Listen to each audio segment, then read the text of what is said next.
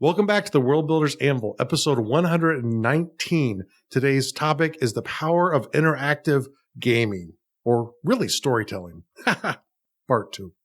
Do you want to do that again? No, I just got out of space. So you didn't mind a little flub there? I did that on purpose. Okay. Don't know where to start building your fantasy world? Do you need more? Does it make sense? Forget any worries and become a crafter of imagination. This is the place that will help prime your mind. Now, it's time to heat up the forge, break out the mithril ingots and hammer. Welcome to the World Builders Anvil. I'm your host, Jeffrey W. Ingram. Let's sup from the mug of Java and build.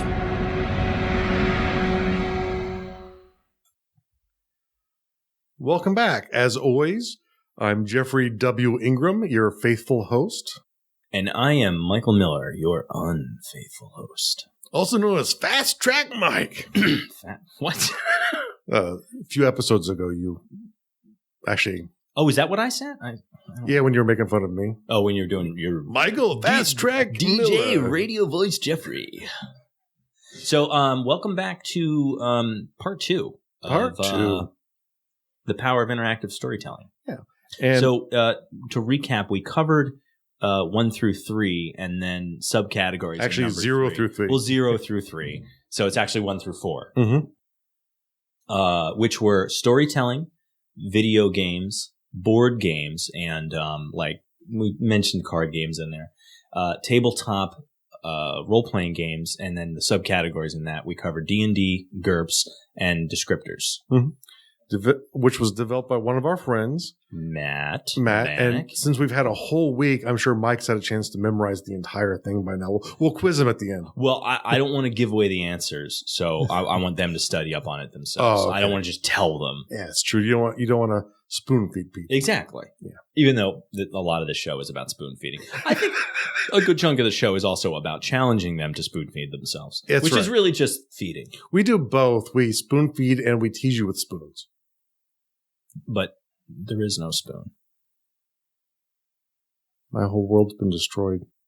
It's okay, Jeff. I'll get you a spoon. Number 4.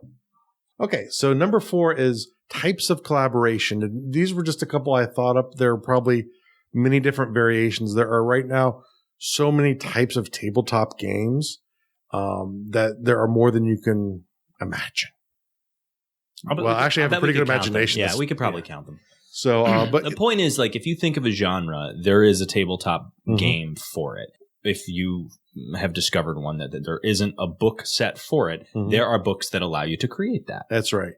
And the thing is, the first thing when you're doing this from a world building perspective and you want to develop and test your world, the first thing I do is eliminate systems that I cannot easily apply my world towards. Now, they might come with their own world, but some systems like that, they're not so interwoven that you couldn't apply a different world to it.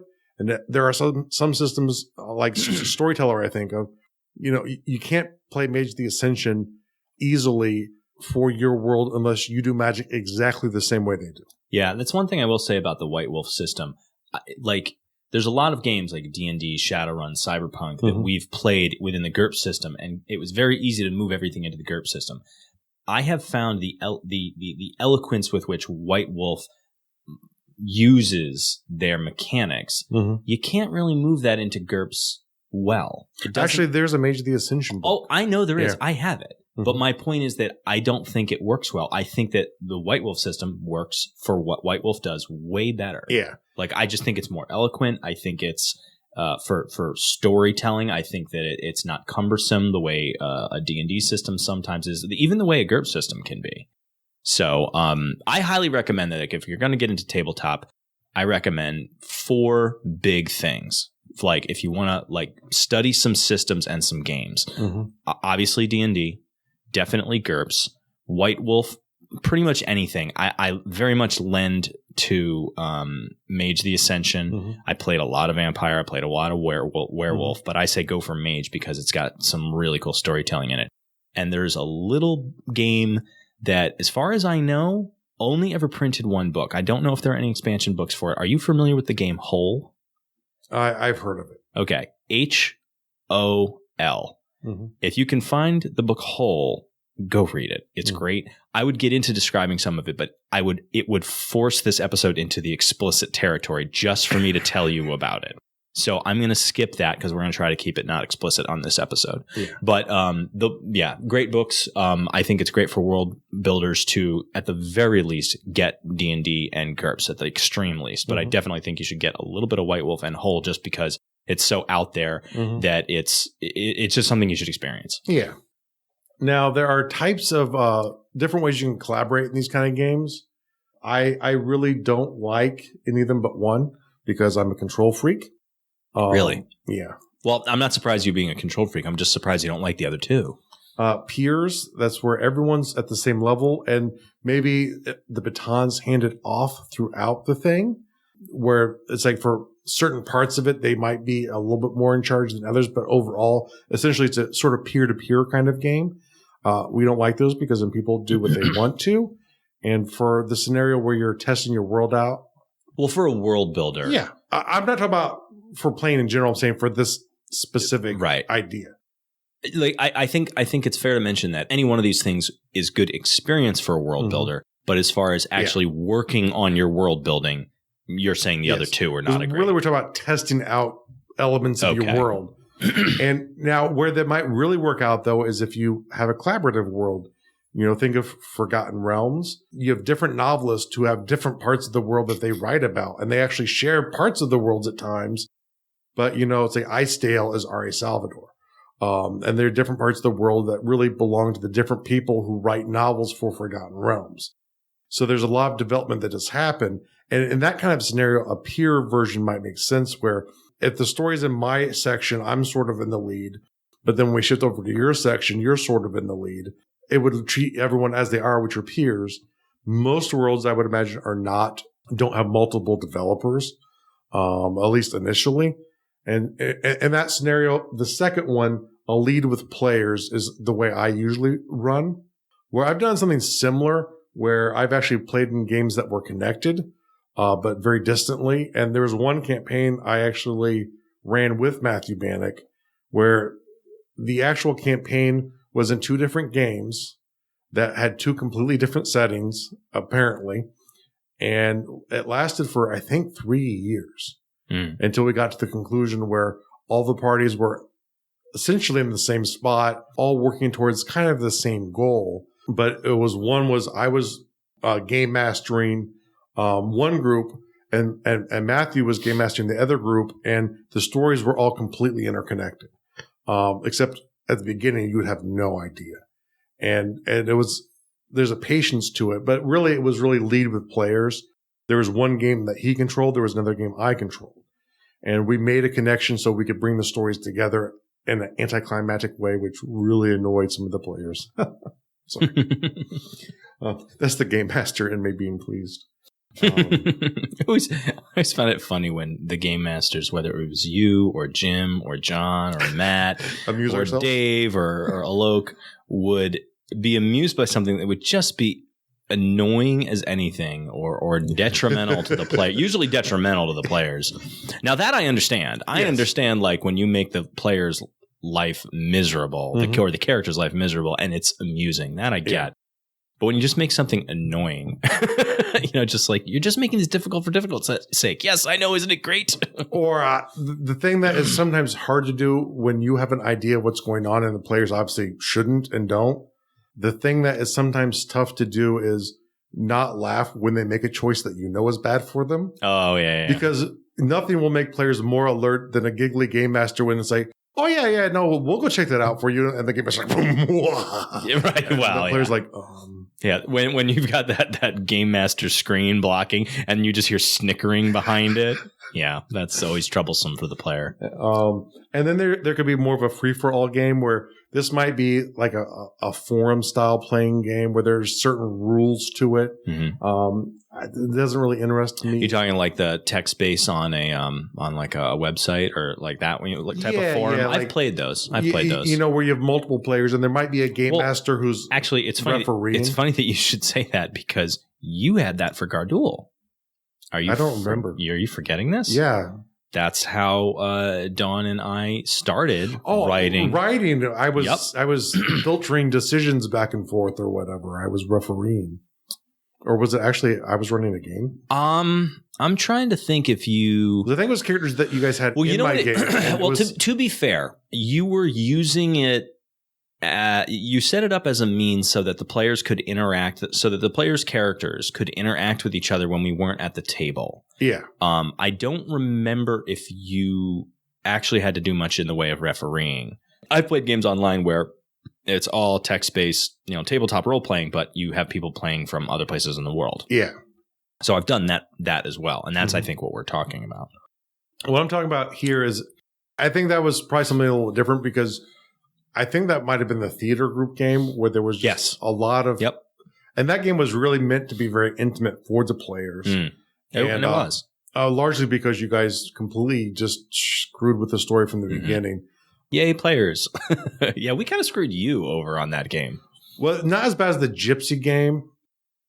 Oh, I'd forgotten about the Gypsy game. Because I could rewrite this story into there, but it led to there were a lot of moments where it was because you're like the players are trapped in a city that is besieged literally from the outside and then later on from the inside as well. Were you just creating things to be like, don't you see how horrible this place is? You should leave. No, I was more creating horrible things to be like, why'd you guys stay in the middle of a city that was about to be besieged and be essentially at war and stay there? So I was more, I wanted to convey feelings of it's really bad to be in a city.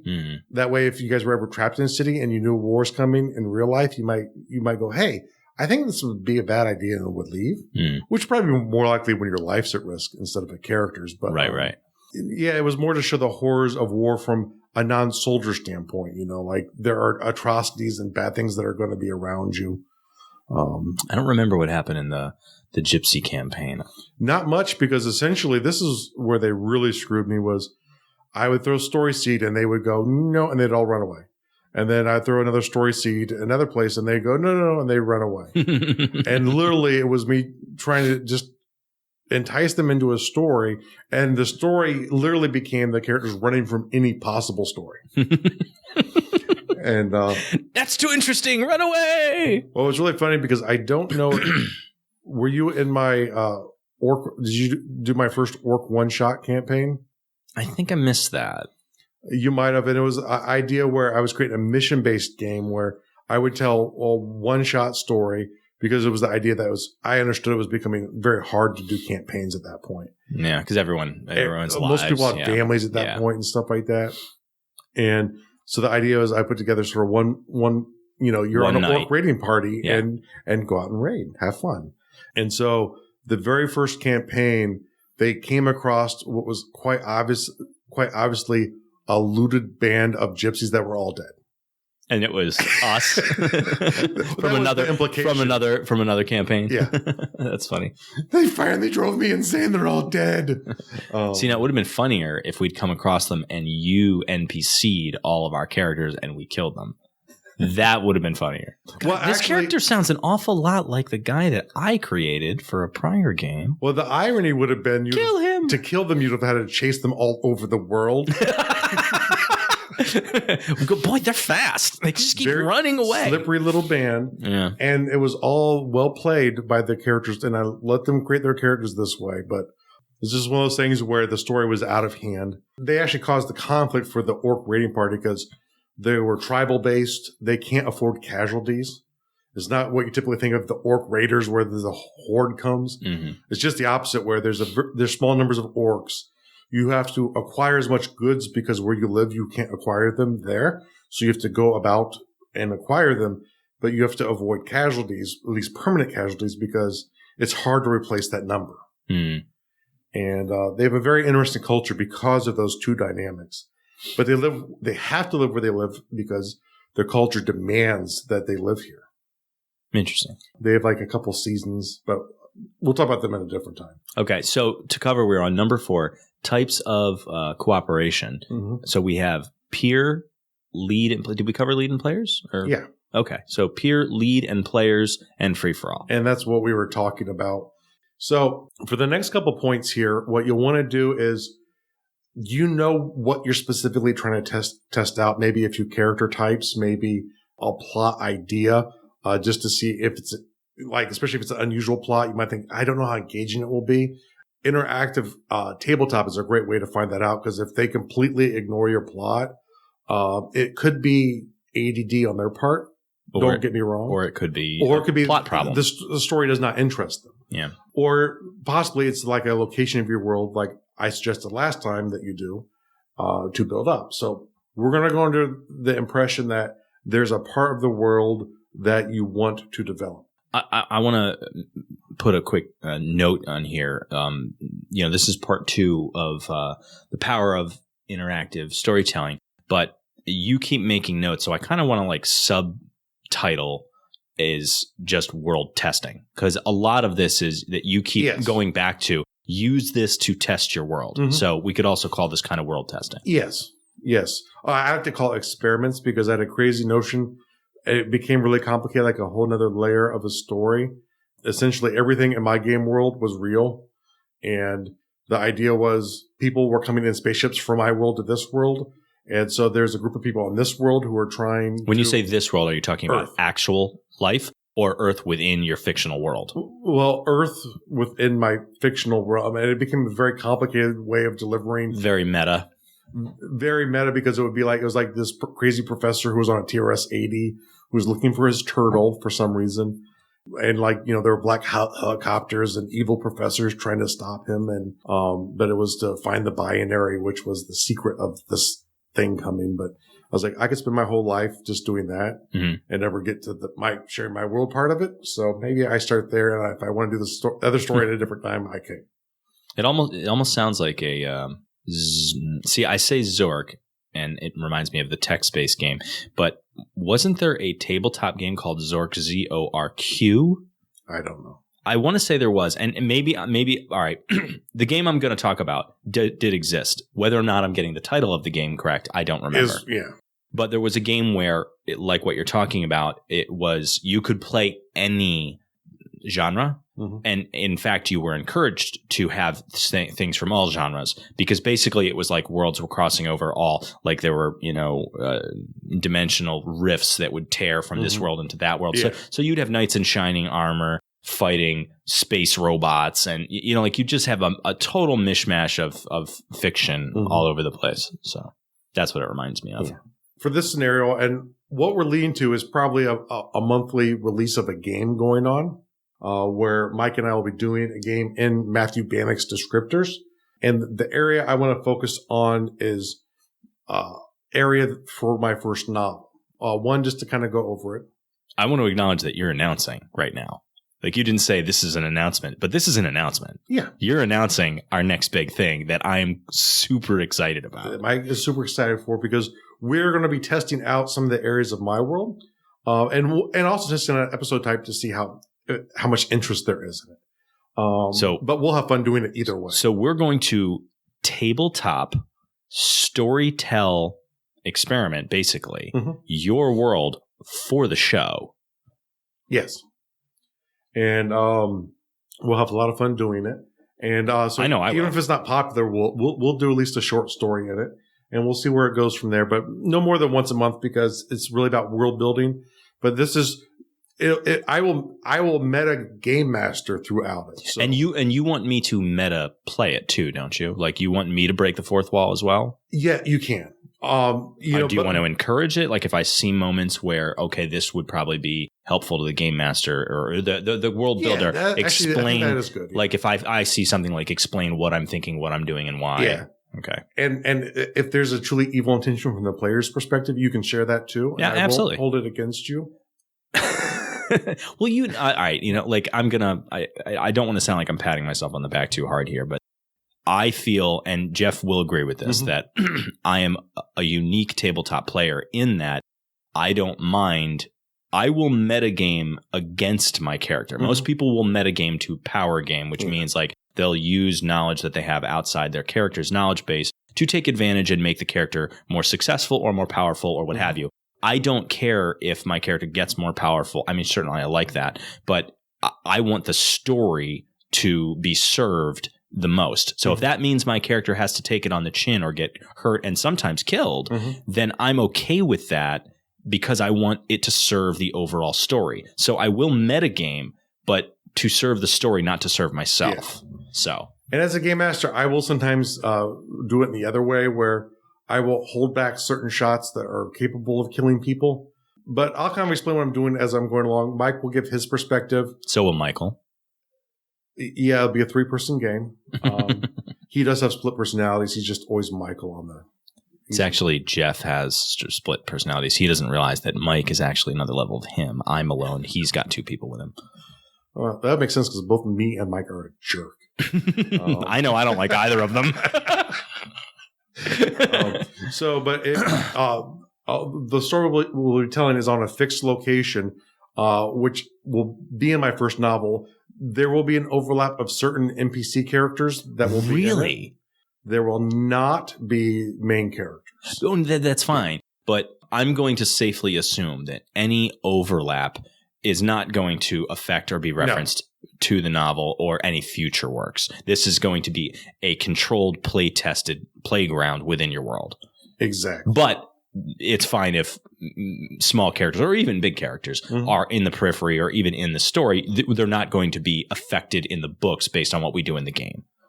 I have to rewrite everything. You just killed the main character.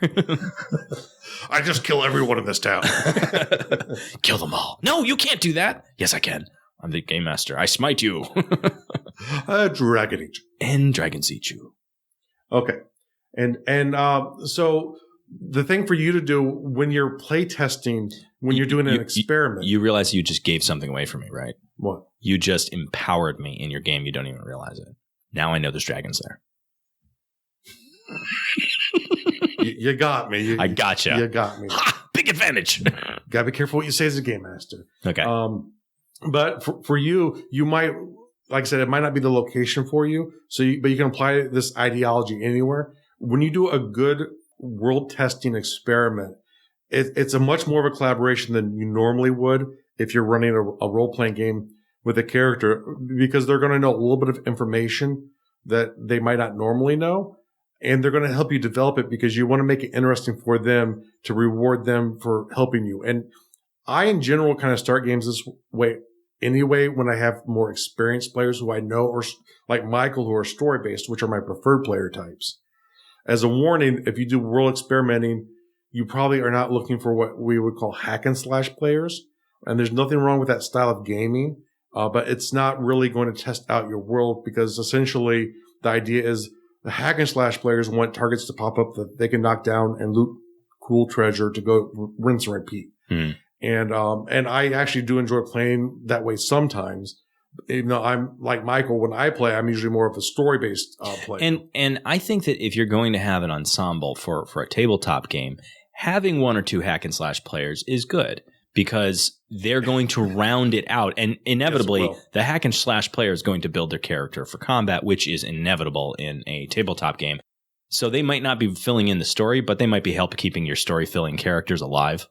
And they also might help propel the story forward, because with the other players are maybe become too focused on the moment and the conversation between each other, then they notice at the corner of their eyes that this guy is now plunging some guard through the neck with the sword. You're like, oh yeah. And if you lived in real life, you have that friend who starts stuff that you don't want him to when you don't want to. So and you might regret it in the moment, but a year later, when you're both laughing about the story. So there we're going to be very, very focused on where we do it at. Now, do you have a location already picked out? Oh yeah, no, yeah. I'll show. Do you want to? Can you mention that, or do you not want to announce that now? It is a dukedom called Melanaris.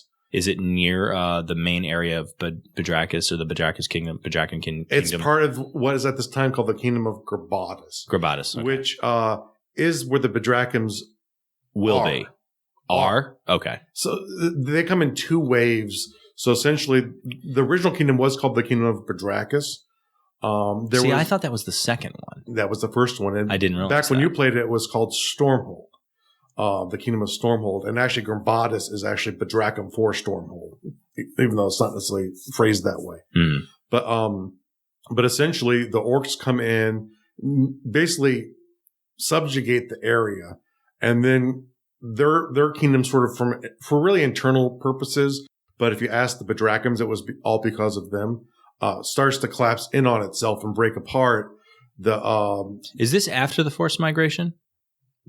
This is after both of them are essentially they force migrate first, set up the kingdom of Bedrakis. The orcs are forced migrated for the same reason. And they come out of the mountains, and then so this timeline wise, I'm putting it together. Yeah. Okay, and this is called, and it's eventually called Grabatus. Yes. See, I thought it was called Grabatus first, but prior to the forced migration. Nope. Gotcha. Okay. There was no real kingdom before the forced migration. They were just people of similar cultures. Yeah.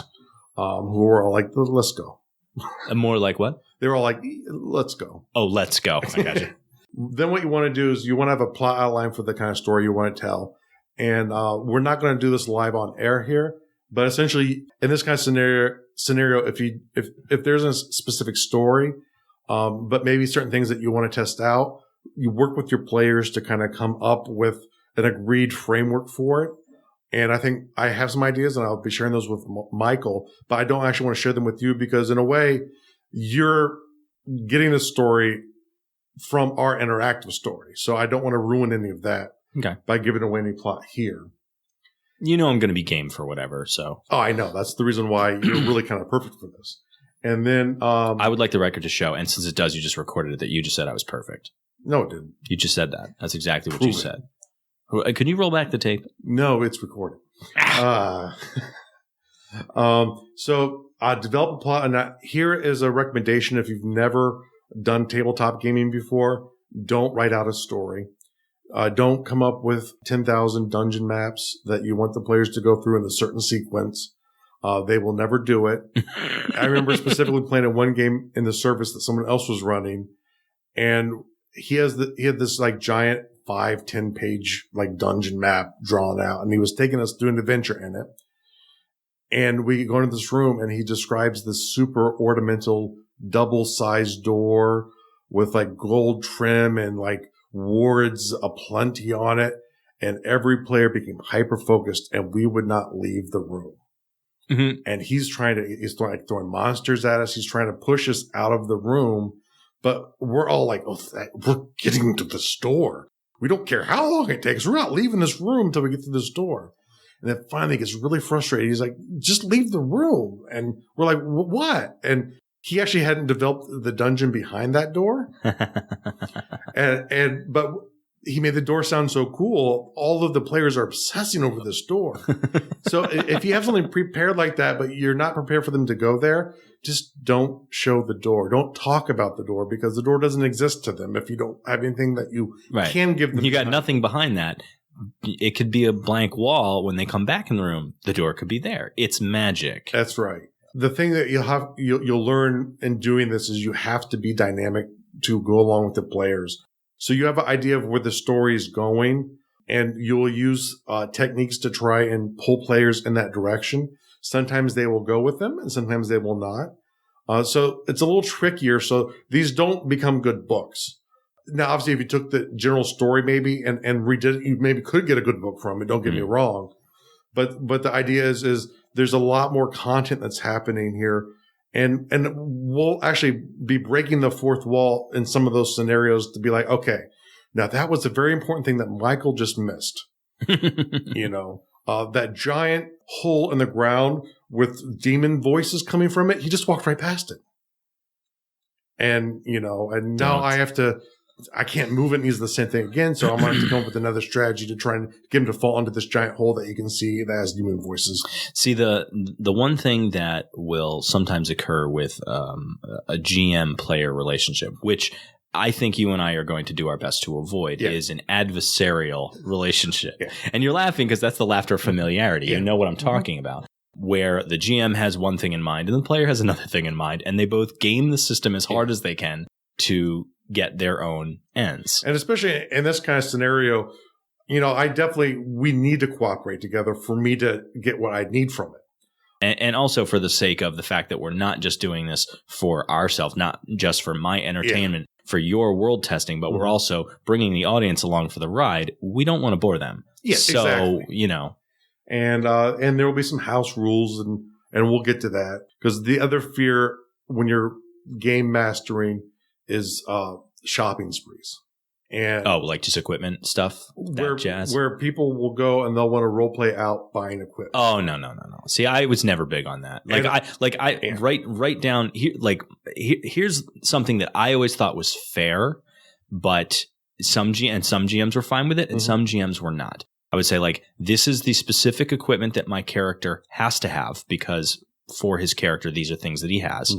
And then I would like to be granted a backpack with generic items to be determined later. Now, that doesn't mean in super heightened scenario, I happen to have the perfect item to solve the problem. That means if I'm out in the wilderness and I need a tent, I have a tent. You know, like little small incidental items that will be useful and might have a small story impact, but not huge story impact. Yeah. And I think that's fair, because then you're not sitting there, well, I go down to the market and I buy X thing and I buy X thing. That is a waste of time. It's a waste of storytelling time. It's a waste of game time. It's boring. Well, and it depends too, because there might be the shop that you want them to go into because there's a character you want them to meet. Oh yeah, no, I'm not saying that. Yeah.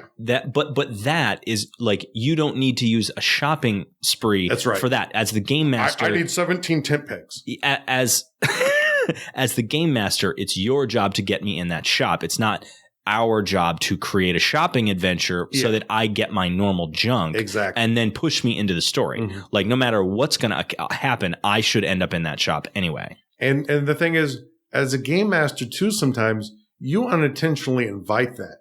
So what you'll do is you'll sit there and I just say that I've done this where I have a bunch of very cool characters set up there and I want people to meet them. And then you create that process for yourself more in the future, because the next time they want to go back and revisit all of these cool characters that they've met when they go and buy stuff to go out again.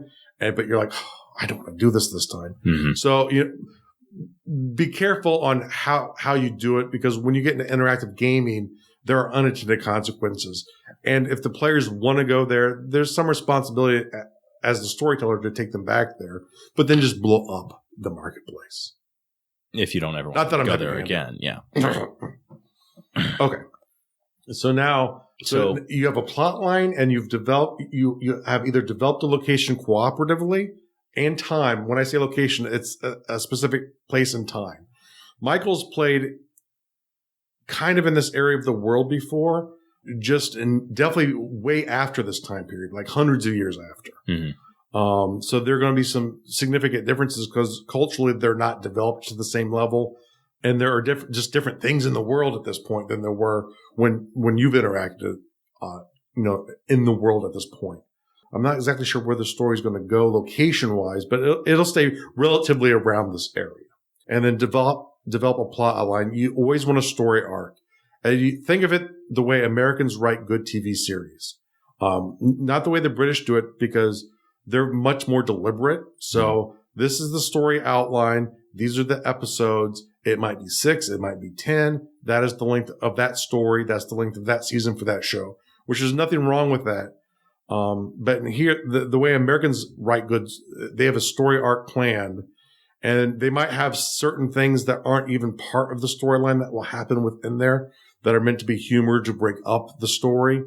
You have those funny episodes where you laugh and enjoy it, and then you think afterwards, like, oh my God, something bad's going to happen. Because this is usually a pretty dark, serious show. And that was a very lighthearted, very happy episode. Makes Jeffrey suspicious whenever he sees that, which makes watching a comedy series really hard. Jeff, it's just a comedy. It's a sitcom. Someone's going to die. No one's going to die. In the episode now. But, I've been laughing for 3 years on this show. Someone's going to die. But, it's not your game world, Jeff. But just have the idea of the kind of major characters that you're going to have in the story and some minor ones, because a story can't just be story or plot.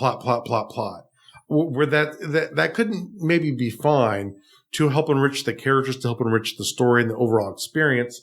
Much like in a novel, you need scenes that aren't irrelevant to the story, but are not necessarily directly part of it. So there are characters who can pop in and pop out that might have a relevance only at one point of time in the story, or maybe they have this sort of minor relevance throughout the story, like that important bartender that you go to for rumors to start off the story. So those are really the three things you need to get going. And then on top of it, for what I call major NPCs or non-player characters, you'll probably want to work with the player to help develop their character, because that's where it becomes interactive in a cooperative storytelling sense is, I will write everything except for his character. And I will write things to try and compel and get his character to do, but I will not be writing dialogue for his character and going, no, you don't say that. Which you can do, but it'd be really boring for him. Just hold the character sheet and look at me and I will tell you what your character does. It's like that bad RPG that you played that you thought was going to be really cool. And you buy it, the graphics are great, but you feel like you're being forced into every decision. And some games trick you and you don't realize that you're in that game. And a lot of more modern games are like that, where you think you're choosing, but you're really not. Yeah. But, don't give me the illusion of choice. Well, you don't have to make it noticeable. That's the thing. See, my thought is, like, if you're going to give me a choice, it should actually be a choice. But if you give me a choice and then I choose something and you say, nope, that's wrong, and you offer me the choice again, like, that bothers me a great deal. That bothers me. But what I'm saying is something more like in these modern open world games, you can only have so much content written. So it's like when you go up to the NPC and you're like, let me ask you that question, and they answer the question and you play through and you feel, okay, cool. Oh, that's interesting. But if you're one of those people who like save and then go back and try the other choices, you realize their response will always guide you into the same experience and guide you the same way. So any way you play through, you feel like you're making the choice there, but you're really not. And that's really because when you get in a story of an open world game, that you write forever in one city, in one little village, if the player could really make any choice that he wanted to. Right. And if it's a large scope, it's very hard to do. Unless you're Skyrim. But even trust me, Skyrim. Oh, no, I know. It was exactly the kind of game I'm talking about. Even though, like I said, there is some ways that the player can force it, but I'm never going to that city. It doesn't interest me. There was, a friend of mine told me about one, and I was going to do this. I just stopped playing the game, where, like, a friend of mine spent a whole ton of time in one area in the game. Another friend of mine decimated that area. Like, he went and killed everyone. So all of the story missions and all those things he could have done in that area were unavailable to him because he killed everybody. I had decided, because there's a portion, if you're familiar with Skyrim, I came to a portion in the game. I wasn't powerful enough to do this, but I came to a portion in the game where you run into a town where, like, everyone in the town is super racist. And I was like, and I was the race that they were racist against. Dark Elf, maybe? Yep. So I'm like, I'm going to slaughter this whole town. I'm like, once I get strong enough, I'm coming back. But I stopped playing the game. So, but the point is that he did take some agency by removing something for himself. But that was really the only thing he could do. My only flaw is they should allow you to kill off main characters, or not.